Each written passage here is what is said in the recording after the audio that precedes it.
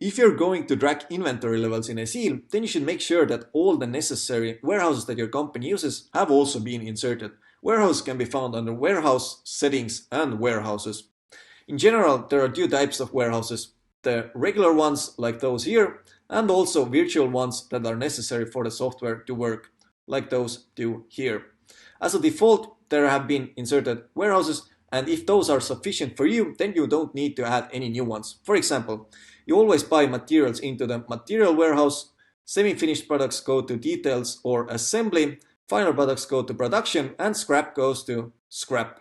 If that is good for you, you don't need to add any new ones.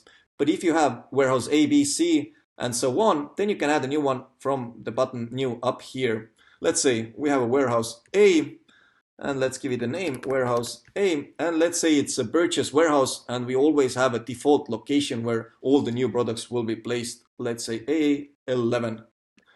And we can say that from this warehouse, the sale is prohibited. Check here and let's save, and we have added a new warehouse.